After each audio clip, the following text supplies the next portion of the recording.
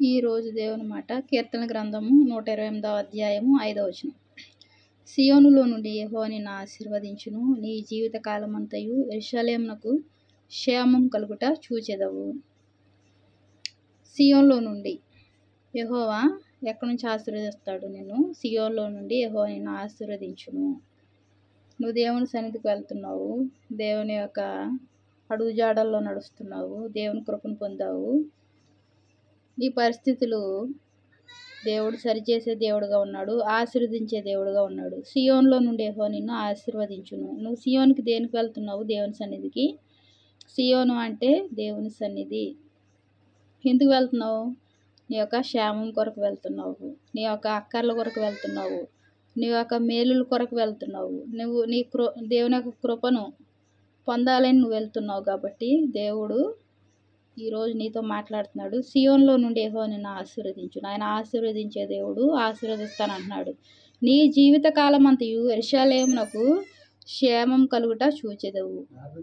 నీ జీవితకాలం అంతయు యెరూషలేమునకు క్షేమము. యెరూషలేము క్షేమంగా ఉంటే ఎన్నో ఆశీర్వాదాలు పొందుకోగలుగుతాము. యెరూషలేము కొరకు ప్రార్థన చేయాలి. ఆనాడు యెరూషలేము ఎవరు బాగు చేశారు? యెరూషలేము అంటే దేవుని మందిరము. ఆ మందిరము నెహెమ్యా బాగు చేశాడు. నువ్వు కూడా వెళ్ళే నీ యొక్క దేవుని యొక్క సన్నిధి యెరూషలేము. నువ్వు యెరూషలేములో నువ్వు ఏం చేయగలుగుతావు? నువ్వు చేయగలిగిన శక్తి ఉండి నువ్వు ఏమైనా చేస్తున్నావా? ఆనాడు నెహెమ్యా యెరూషలేమును బాగు చేశాడు, దేవుని మందిరాన్ని మరలా బాగు చేశాడు నెహెమ్యా. నీకు శక్తి ఉంది, నువ్వు దేవుని సన్నిధిలో ఫ్యాన్లు వేయగలుగుతున్నావా? చాపలు వేయగలుగుతున్నావా? నువ్వు ఇంకా నా ఇంట్లో మనకి ఏసీ ఉంటుంది, దేవుని యొక్క సన్నిధిలో ఏసీ పెట్టగలుగుతున్నావా? ఇంకా సౌండ్ బాక్స్లని అవని ఇవన్నీ ఉంటాయి, అవన్నీ నువ్వు అలాగే తబలా ఇవన్నీ నువ్వు నీవు చేయగలిగిన శక్తి నీకు ఎంత ఉందో అంత మట్టుకు దేవుని సన్నిధికి మనం చేయవచ్చు. అందులో ఆశీర్వాదమే తప్ప వేరొకటి ఉండదు.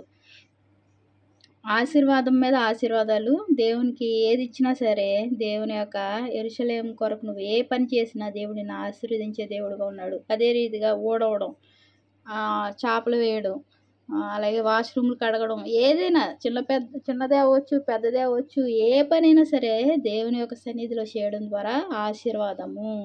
దేవుడు నిన్ను ఆశీర్వాదాలతో నింపుతాడు. నిన్ను ఎక్కడ ఆశీర్వదిస్తానంటున్నాడు? సియోన్లో నుండి యెహోవా నిన్ను ఆశీర్వదించును. ఒకవేళ నువ్వు ఏ పని చేయలేకపోయినా నువ్వు దేవుని సన్నిధికి వెళ్ళి నువ్వు ప్రార్థించే పరిస్థితి, నీ యొక్క ప్రార్థన, నీ యొక్క పరిస్థితి దేవుడు కనిపెడుతున్నాడు. నిన్ను ఆశీర్వదించే దేవుడుగా ఉన్నాడు. ఇంకా భయం ఎందుకు నీకు? భయపడవద్దు, నువ్వు ధైర్యంగా ఉండు. దేవుడు నీతో ఈరోజు ఈ సమయంలో మాట్లాడుతున్నాడు. యెరూషలేము క్షేమము కలుగుట చూచెదవు. యెరూషలేముకు క్షేమము. అదే రీతిగా యెహోవా నిన్ను ఆశీర్వదించే దేవుడుగా ఉన్నాడు, నేను తృప్తిపరిచే దేవుడుగా ఉన్నాడు, నేను మేలుతో నింపే దేవుడుగా ఉన్నాడు, నిన్ను ఆనందపరిచే దేవుడుగా ఉన్నాడు. నీపై కృప ఆయన కృపను కుమ్మరించే దేవుడుగా ఉన్నాడు. ఆయన శక్తిని నువ్వు శక్తిహీనంగా ఉండవచ్చు. ఆయన ఒక బలవంతుడైన బలమైన దుర్గము, బలమైన కోట ఆయన ఎబెనేజరు.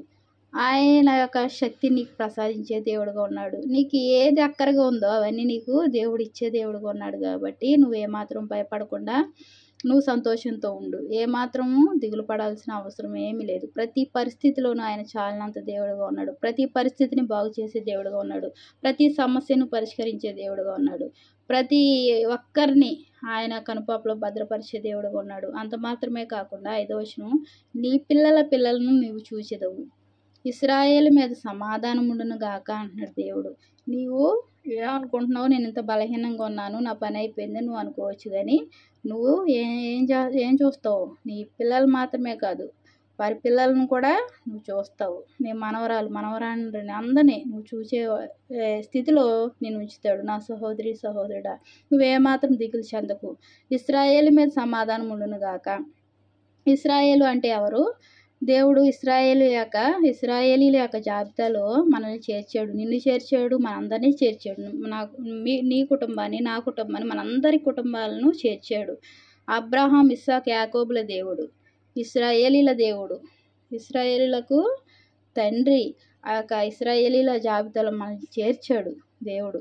ఇశ్రాయేలీలకు ఇశ్రాయేల్ మీద ఏముంటుంది? సమాధానం ఉండును గాక. ఇశ్రాయేల్ అంటే ఎవరు? నీ కుటుంబము, నా కుటుంబం, మనందరి కుటుంబం, దేవుని వాక్యం వింటున్న కుటుంబం, దేవుని సన్నిధికి నడిపిస్తున్న కృపగల దేవుడు మనల్ని దేవుని సన్నిధికి నడిపిస్తున్నాడు.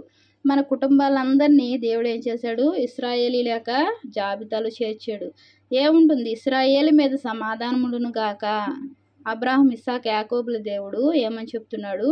మన దేవుడు గొప్ప దేవుడు, బలవంతుడు, ఐశ్వర్యవంతుడు, ఇది తక్కువ ఇది ఎక్కువ అని లేదు. సమస్తము సర్వసమృద్ధి కలిగిన దేవుడు నీకు సమాధానాన్ని అనుగ్రహిస్తానంటున్నాడు. అసమాధాన పరిస్థితిని తొలగిస్తానంటున్నాడు.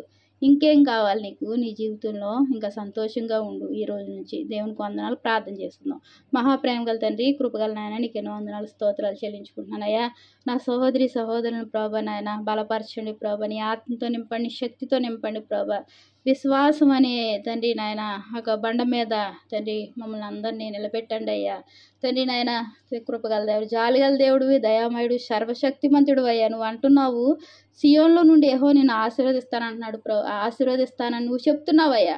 నువ్వు ఆశీర్వదించే దేవుడివి, నీ సన్నిధికి నడిపిస్తున్నావు కాబట్టి మమ్మల్ని ఏమాత్రము తండ్రి విడిచిపెట్టే దేవుడు కాదయ్యా తండ్రి యేసయ్య. తండ్రి నాయన ఒక్కరు లేరు, అందరూ పాపం చేసి దేవుని అనుగ్రహించిన మహిమను పొందలేకపోతున్నారు అంటున్నావు తండ్రి. అవును తండ్రి, పాపాత్మలం ప్రభ, తల్లి గర్భంలోనే పాపాత్మలం ప్రభ అయినప్పటికీ జగత్ పునాది వేయబడక మునిపే క్రీస్తులు ఏర్పరచుకున్నావు. నీ ప్రేమ చేత, నీ కృప చేత మమ్మల్ని ప్రభ నాయన ఈ స్థితిలో ఉంచి ప్రభ మమ్మల్ని పోషిస్తూ నడిపిస్తూ సంరక్షిస్తూ నీ కనుపాపలో భద్రపరుస్తున్న దేవానికి ఎన్నో వందనాలు చెల్లించుకుంటున్నానయ్యా. తండ్రి నాయన నీ సన్నిధిలో నుండి ఆశీర్వాదం మాపై కుమ్మరిస్తున్నందుకు వందనాలు చెల్లించుకుంటున్నానయ్యా. తండ్రి జీవితకాలం అంతా యెరూషలేములో క్షేమం అన్నావు ప్రభా, నీకు ఎన్నో వందనాలయ్యా. తండ్రి అంత మాత్రమే కాకుండా ప్రభా, బలహీనులుగా ఉన్నప్పుడు ప్రభా నువ్వు మాట్లాడుతున్న మాట, నీ పిల్లల్ని చూస్తానంటున్నావా, చూసేవారంగా ఉంచుతానంటున్నావయ్యా. తండ్రి నాయన నీకు ఎన్నో వందనాలు చెల్లించుకుంటున్నాను ప్రభా. ఇశ్రాయేల్ మీద సమాధానం అంటున్నావు తండ్రి నాయన. అవును తండ్రి, అసమాధాన పరిస్థితులు తొలగించి సమాధానం అనుగ్రహిస్తున్నందుకు వందనాలు చెల్లించుకుంటున్నానయ్యా. పిల్లలను చూచే భాగ్యాన్ని అనుగ్రహించినందుకు వందనాలు చెల్లించుకుంటున్నాను. ఎంతగా ప్రేమించిన దేవ, ఏమి రుణం తీర్చుకోగలం ప్రభా, ఏమీ లేని వారం తండ్రి. నేను కృపను బట్టి వందనాలు చెల్లించుకుంటూ, నువ్వు చూపుతున్న ప్రేమను బట్టి వందనాలు చెల్లించుకుంటూ, నా ప్రభుని ప్రియరక్షకుడు యేసుక్రీస్తు వారి నామంలో అతి వినయంగా బ్రతిలాడి వేడుకుంటున్నాను తండ్రి. ఆమేన్ ఆమేన్. అందరికీ ప్రైజ్ ది లార్డ్.